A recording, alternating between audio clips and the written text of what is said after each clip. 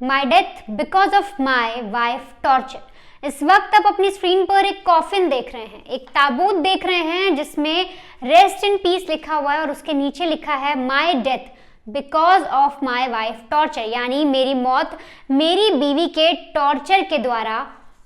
हुई है। ये कॉफिन किसका है और आखिर इसमें किसकी लाश दफनाई जाएगी और कौन है वो शख्स जो अपनी बीवी के टॉर्चर के मारे इस दुनिया से अलविदा कह गया। दरअसल आप इस वक्त अपनी स्क्रीन पर एक तस्वीर देख रहे हैं, ये पीटर है और पीटर ने अब इस दुनिया को अलविदा कह दिया है क्योंकि वो अपनी पत्नी की प्रताड़ना से, उसके हैरेसमेंट से इतना तंग आ गया था कि उसे अब मौत को गले लगाना ज़्यादा आसान लगा। दरअसल जो पीटर के भाई हैं जोएल, वो बताते हैं कि जब संडे के दिन वो अपनी पूरी फैमिली के साथ चर्च गए थे और इसके बाद करीब दोपहर 12:30 बजे जब घर पर लौटते हैं तो उनकी मौसी उनके भाई यानी पीटर की लाश देखती हैं कमरे में पड़ी हुई, और जैसे ही वो लाश देखती हैं वो चिल्लाने लगती हैं, वो घबरा जाती हैं। परिवार वाले उस कमरे में पहुंचते हैं और वो भी पीटर की लाश को देखते हैं और लाश को देखते वक्त उनकी नज़र एक डॉक्यूमेंट में पड़ती है जो कि पीटर ने लिखा था। उसमें लिखा था डैडी आई एम सॉरी, यानी पिताजी मुझे माफ़ कर दीजिए। साथ ही साथ लिखा था कि पिंकी चाहती है मैं मर जाऊं, वो मुझे मारना चाहती है, वो मुझे मारती है और वो चाहती है कि मैं हमेशा के लिए मर जाऊं। और सबसे आखिरी में उसने लिखा था अन्ना प्लीज़ पेरेंट्स का ख्याल रखना। अब ये जो डॉक्यूमेंट्स हैं, ये जब परिवार वाले पढ़ते हैं तो उन्हें एक नज़र में समझ आ जाता है कि उनके बेटे ने ऐसा कदम क्यों उठाया। परिवार वालों को समझ में आ जाता है कि उनके बेटे ने यह कदम सिर्फ और सिर्फ अपनी बीवी से तंग आकर उठाया है। दरअसल कर्नाटक के हुबली में चामुंडेश्वरी एक जगह है, वहाँ पर पीटर अपने परिवार के साथ रहता था। उसकी शादी हुई थी पिंकी के साथ और इन दोनों में ही शुरुआत से ही कुछ रिश्ते जो थे वो ठीक नहीं थे, इनकी रिश्तों में तल्खियाँ थी और अक्सर माँ बाप इन्हें समझाया करते थे,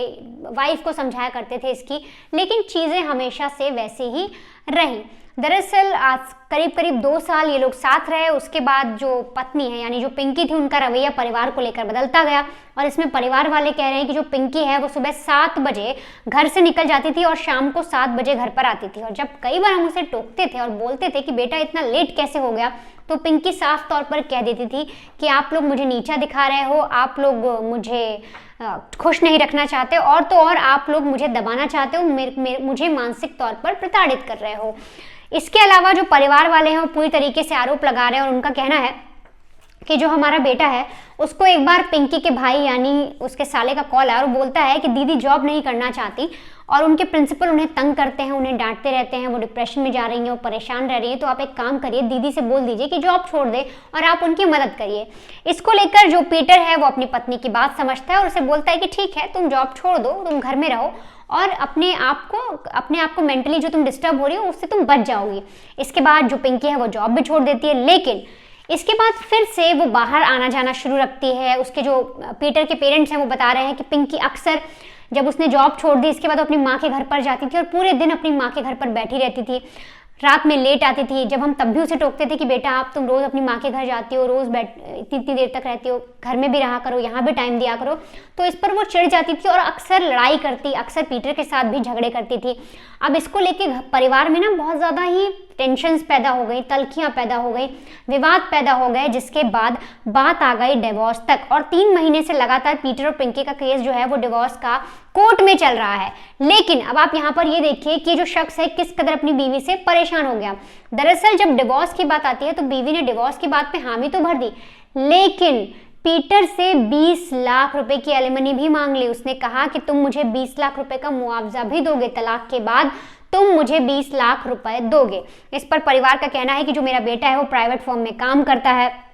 और उसकी इतनी भी तनख्वाह नहीं है जिसके बाद वो तलाक के बाद अपनी एक्स वाइफ को 20 लाख रुपए दे पाए, वो भी एलिमनी के रूप में।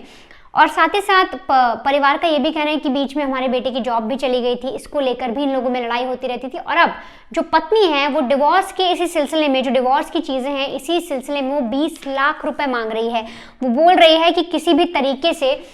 तुम मुझे 20 लाख रुपए दो। और इन्हीं सबसे तंग आकर उनके बेटे ने ऐसा कदम उठाया। और जिस तरीके से पीटर ने जो डॉक्यूमेंट छोड़ा है अपने पीछे, जो अपनी मौत के बाद एक डॉक्यूमेंट पुलिस के हाथ लगा, परिवार वालों के हाथ लगा, उसमें साफ तौर पर यही लिखा है कि वो अपने पिता से यानी अपने डैडी से सॉरी कह रहा है। और तो और कह रहा है कि उसकी जो बीवी है वो उसे मारना चाहती थी, वो चाहती थी कि पीटर इस दुनिया को छोड़ दे। वो अपनी बीवी से तंग आ गया है, वो 20 लाख रुपए अपनी बीवी को नहीं दे सकता और वो डर गया है कि आने वाले वक्त में जो कोर्ट है वो उसे ऐसी चीज़ सुना देगी, वो ऑर्डर पास कर देगी और उसे अपनी बीवी को 20 लाख रुपए देने पड़ेंगे, जो कि उसके पास इतने पैसे नहीं हैं। और इसीलिए वो इस दुनिया में रहना नहीं चाहता। और इसके बाद वो अपनी बीवी के नाम पर अपनी पिंकी का नाम मेंशन करता है उस डॉक्यूमेंट में और अपने पेरेंट्स के लिए लिख देता है। और साथ ही साथ अपने भाई से कहता है कि तुम मम्मी और डैडी यानी माता पिता का ख्याल रखना। अब जब ये सारी चीज़ें सामने आई, ये कॉफिन सामने आया, तो इस पर इनके परिवार ने, जो परिवार वाले हैं, उन्होंने लिखवा दिया है कि जो मैंने आपको शुरुआत में बताया कि इस पर जो पेरेंट्स हैं उन्होंने साफ तौर पर लिखवाया my death because of my wife torture. यानी जो बेटे ने जो चीज़ कही वो माता पिता ने सब हर किसी के सामने, मीडिया के सामने, दुनिया के सामने रख दी है। और वो कह रहे हैं कि हमारे बच्चे को न्याय मिलना चाहिए। इस पूरे सिलसिले में जो माँ है उनका ये कहना है कि मेरा बेटा तो इस दुनिया से चला गया, लेकिन आप बहू से पूछिए जो मेरे बेटे से लगातार पैसों की डिमांड कर रही थी, उसको मानसिक तौर पर प्रताड़ित कर रही थी। और यहाँ तक कि आप ये बताइए, वो टीचर की जॉब करती थी, तो सुबह 7 बजे जाकर रात को 8 बजे घर लौट रही है, तो वो ऐसे कहाँ जा रही है? क्या वो अपनी माँ के घर पर बैठ रही है? ऐसे तमाम तरीके के सवाल उठाए गए और बोला गया कि वो कभी भी घर पर टाइम नहीं देती थी, यानी जो इनकी बहू पंकी थी वो कभी भी घर पर समय नहीं देती थी, ससुराल वालों के साथ ठीक से नहीं रहती थी, अपने पति के साथ उसकी अनबन थी और इसको लेकर डिवोर्स की बात चल रही थी। लेकिन फिर इस तरह से पैसे मांगना, लगातार अपने पति यानी जो पीटर है उसके साथ लगातार लड़ाई झगड़ा और ऐसी चीज़ें करना, जिसको लेकर जो मेरा बेटा है वो बहुत ज़्यादा परेशान हो गया और उसने ऐसा कदम उठा लिया। आपको हाल ही में याद होगा कि एक अतुल सुभाष नाम के शख्स की भी पूरी ऐसी ही कहानी सामने आई थी, जिसमें उन्होंने अपनी बीवी पर कई तरह के आरोप लगाए थे, उनके कई सारे डॉक्यूमेंट सामने आए थे और इससे लेकर उनकी तो एक पोएम भी सामने आई थी जिसमें उन्होंने अपनी बीवी पे साफ तौर पर आरोप लगाए। उन्होंने सुप्रीम कोर्ट, जज, न्यायालय, हर किसी पर सवाल उठाए थे और कहा था कि अक्सर जो महिलाएं हैं वो इस तरीके से कदम उठाती हैं, अक्सर जो बीवियां हैं अगर वो उनके अपने पतियों से नहीं पट रही हैं, अगर वो तलाक चाहती है तो तलाक के बाद वो पैसे मांगती हैं, भले वो कमाऊ हो, उनकी सैलरी ठीक ठाक हो, लेकिन फिर भी वो पैसे की डिमांड रखती हैं। और ऐसे में जो एक पूरा परिवार है, जो हंसता खेलता परिवार है, वो बिखर जाता है। और अतुल सुभाष के केस में आपको याद होगा कि उन्होंने न्याय व्यवस्था पर पूरी तरीके से सवाल उठाए थे और कह दिया था कि ये कैसा न्याय है कि अगर एक पुरुष बार बार कोर्ट में बोल रहा है, सबूत भी रख रहा है, वो हर एक चीज़ के डॉक्यूमेंट के तौर पर, ऑडियो के तौर पर, हर तरीके से जैसे जुटा सकता है वो सबूत तक रख रहा है, लेकिन फिर भी औरत की बात एक बार में सुन ली जाती है, लेकिन उस पुरुष की जो 1000 बार 1000 तरीके के सबूत दे रहा है उसकी बात सुनी नहीं जाती, उसकी बात को नकार दिया जाता है। और जो जज वगैरह हैं, जो जज हैं, जो वकील हैं, वो भी औरत की तरफ से सुनते हैं, वैसा ही फैसला सुना देते हैं और तो और पुरुषों को और ज़्यादा प्रताड़ित किया जाता है।